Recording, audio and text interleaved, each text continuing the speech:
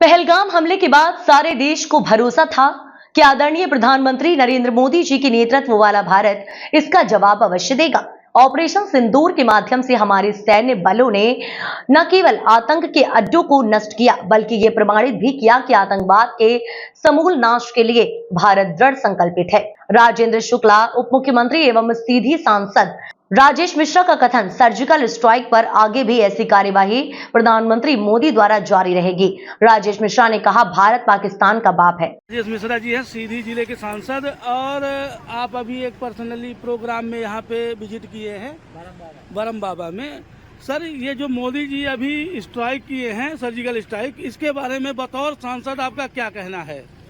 देखिए, और मैं उसके लिए उनको बधाई देता हूँ कि आपने राष्ट्र की रक्षा के लिए और इतना उत्कृष्ट कार्य किया है, वीरतापूर्वक कार्य किया है, जो इतिहास के पन्नों में लिखा जाएगा।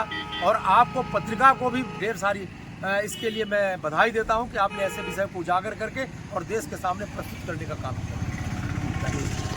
और सर, ये जैसे अब आगे क्या स्ट्रेटजी है आपके पार्टी की या बतौर मोदी जी की? ऐसा क्या हो सकता है कि आगे भी इस तरह जारी रहेगा, युद्ध होगा, कि इतने में ही संतोषजनक स्थिति? देखिए, आज पाकिस्तान हमसे युद्ध की स्थिति में नहीं है जी। भारत पाकिस्तान का बाप है जी, और उसके सामने पाकिस्तान कहीं नहीं लगता है। उनके रक्षा मंत्री ने भी कहा है कि हम भारत के साथ अभी कुछ नहीं करने की स्थिति में, लेकिन दुश्मन से हमेशा सावधान रहना चाहिए। कब पीछे से बाहर कर दे इसका कोई विश्वास नहीं। और इसके लिए हमारी जो सशस्त्र सेनाएं हैं, हमारा जो देश का चारों तरफ की जो हमारी बाउंड्री है, हमारी जो सीमाएं हैं, पूरी तरह से सुरक्षित है। हमारे जवान पूरी तरह से हैं। हमारे पास इतनी फौज है, अर्धसैनिक बल है कि जिनके भरोसे हमारा देश पूरी तरह से सुरक्षित है।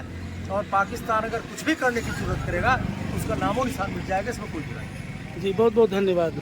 अब आप देख सकते हैं कि सीधी के माननीय सांसद जी राजेश मिश्रा जी का विचार अपने देश मोदी जी के बारे में जो उन्होंने बताया, बहुत बहुत धन्यवाद है आपका। ऑपरेशन सिंदूर को अंजाम दिया भारतीय सेना ने, किस तरह से देखते हैं? पूरी देश की जनता को भरोसा था कि मोदी जी इस कायराना हमला जो पहलगाम में हुआ था, जिसमें हमारी बहनों की, माताओं के सिंदूर को उजाड़ा गया था, जरूर ठोस कदम उठाएंगे और उनको मुंहतोड़ जवाब देंगे। ऑपरेशन सिंदूर के अंतर्गत जो कार्रवाई हुई है, उससे पूरे देश में खुशी की लहर है और आतंकवादियों को के बड़े अड्डों को तबाह किया गया है।